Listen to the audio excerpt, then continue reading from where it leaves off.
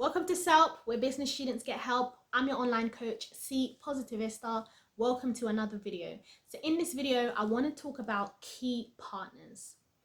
So again, we're going through the business model canvas. So if you drew your one out, or you printed it out, or if you need me to provide you with this, drop me an email. I've got my email in the description below. So your key partners are anyone who you need to maintain a relationship with in order for you to be able to continue to provide value to your customers. So this can be your suppliers. If you buy your things from within the wholesale space, or some people buy things from Alibaba, or wherever you purchase your products from, if you feel like this seller, this vendor actually sells the right things that I need with good quality, you have maintained that relationship, because at the end of the day you're going to keep coming back to them, because you're going to need more. So as you're buying from them, you're then able to come and sell it, resell it. You're then able to come and sell it to your customers. But if that relationship is not maintained, if you're not maintaining that relationship, if you're not maintaining that line of communication open, then how are you going to guarantee that you're continuously able to have that good quality of product that they're providing you? In the same breath, I would say it's also important for you to shop around. So you may have that one seller who sells you the best products. What if their business goes down? It's important for you to have a backup. So don't just have this one company that you purchase things from. Also have communications and network and partnerships, and really shop around and really see what else is out there. Even if you need to catch a flight and go somewhere and see what else is about. You might want to go to China, you might want to go to Dubai, you might want to go to Africa, you might anywhere that you need to go to make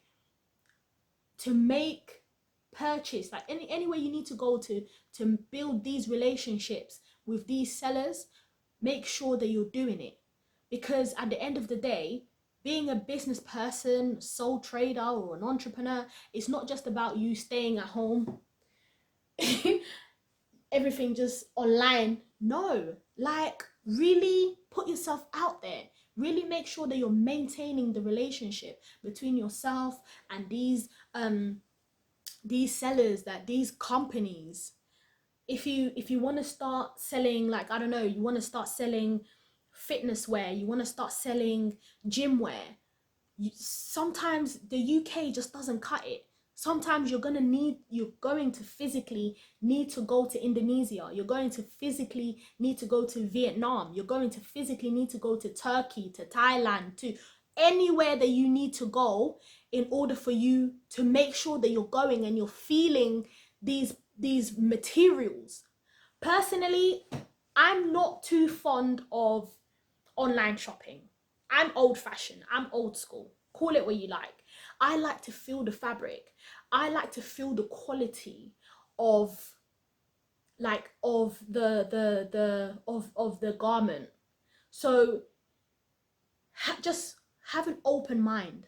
Don't just think, okay, I found this amazing wholesaler on Alibaba, and that's my end all be all, and that's where I'm going to get all of my products from. That's fine in the beginning, but as time goes by, something might happen to that business, and then what? And then what? How are you going to get your products? How are you going to get your stuff? How are you going to get your merchandise? So it's important for you to travel, go out and really see what else is out there. Not just that, you may be able to get, say for example, if you're a tailor, you may be able to get fabric cheaper in a different country. So really make sure that you're going out, you're stepping out of your box, and you're going to make these connections, you're going to network, you're going to see. Sometimes you need to see with your own eyes. Like, say for example, if you're selling wigs and your wigs are being done somewhere in Malaysia, sometimes you need to go, you need to physically go to the factory where they're making it. Go there, like speak to them and say, look, I'd like to pay you guys a visit. Go there, have a look, meet them face to face, have conversations with them, and that way they're able to say, no, this person is a good customer. They come here, they see the products, you know, we communicate. Like sometimes email communication or text messages can go it can go misunderstood. Like people can misunderstand you. Like, one thing about me, I don't want to be misunderstood. I want you to understand me clearly. This is what I'm communicating, and I want to understand you clearly. This is what you're communicating, and in that way we can move forward. However, with that being said, I think it's really important. Not I think, I know it's really important for you to read the reviews. If you decide that, okay, in the beginning stages, you're not too comfortable to fly out, or you might not be in a financial situation, in the right financial place for you to be able to travel, read the reviews. Make sure you're reading the reviews. Don't just scan it, because at the end of the day, you're taking out money from your pocket. You're making an investment. Invest wisely. Don't just see that, okay, yeah, this is how much they're selling the product. It looks really good. I've got a few people here that are saying good things about it, about this seller. Cool, I'm gonna buy it. Don't make hasty decisions. Literally, I know people who have made some hasty decisions and they've received their merchandise. Like, I know someone who was selling jewelry, who wanted to sell jewelry, and by the time the jewelry she spent her money, by the time the delivery reached her house, their house, the jewelry was all dege, like everything was just chaka chaka. Everything was just chaka chaka. And not just that, I've heard so many stories. Like, I've heard stories of where, like, you know, the companies, the factory, they sent over the products, the logos are in the wrong place, things, so many things can go wrong. If you're able to, book a flight, go to the place, see how things are being done. See how things are being done. Not just that, build that partnership, build that relationship, because by doing that, it's going to put you in a good place for you to feel confident that yes, these products that are coming, they're of good quality, and then you're able to go on and sell them to your customers, and your customers are in turn happy with that service, and they're willing to come and pay more and invest more into your business. Why? Because you've taken the time, you've taken money, you've invested your time, energy, finances in order for you to maintain those key partnerships. Whether it's the manufacturers, like, it doesn't matter. It doesn't matter how much of a small relationship it is. Like, it can even be something as simple as a phone provider. Like, if you have internet specifically for your business, ask them what type of packages do they have for businesses. There are so many companies that give out discounts for business owners, for sole traders. You know, make sure you're building these connections. Make sure you're asking the questions. If you don't ask, you don't get. Seriously, like, sometimes it's not that they don't want to give it to you, it's that you didn't ask. It's that you didn't inquire. Make inquiries. Even if you're not going there to give them money today, make inquiries. Personally, I prefer phone calls. I prefer face-to-face communication. So if I'm not able to meet someone physically, I rather have a Zoom call or a Skype call or WhatsApp video call, whatever it is, because I need to be able to see you and you seeing me. If not, then a phone call is the next thing, you know, because at the end of the day, with typing, you might write something that they read it in a miscommunication. You don't want that when it comes to your business. Especially if you have too much money on the line, you don't want it. You don't want to lose money. Even if you haven't invested anything yet, you just don't want to put yourself in a position where people think you don't communicate clearly. That's the best advice that I can give you when it comes to partnerships. Always be polite. Always be just be that person that people can approach. Be approachable. Be approachable. Be yourself.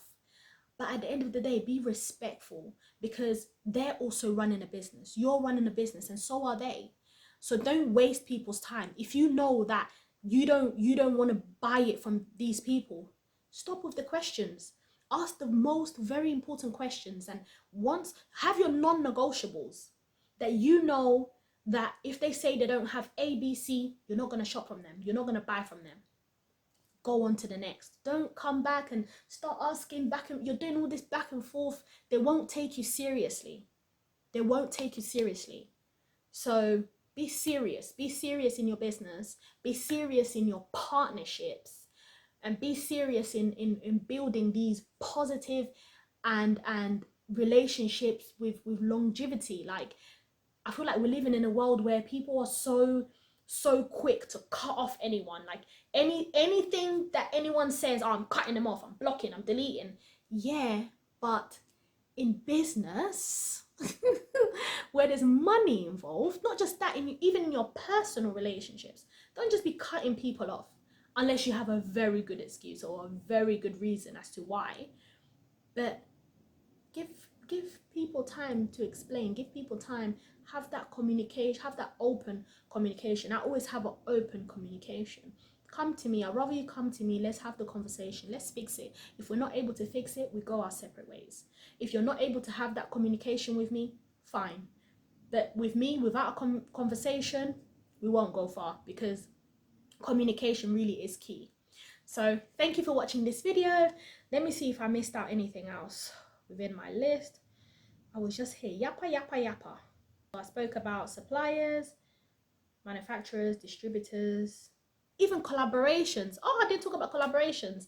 Yeah, with collaborations, I would say don't just reach out to just everybody. No, really sit down and think, who aligns with what I'm doing? If those people are like-minded people, if those people are also doing what you're doing, and you feel like actually this will be a very good collaboration, then go with it. I've seen some very random collaborations within like big companies. A sports person advertising activewear, sports energy drinks and things like that. I think that makes a lot of sense. I'm more likely to be convinced. But if you're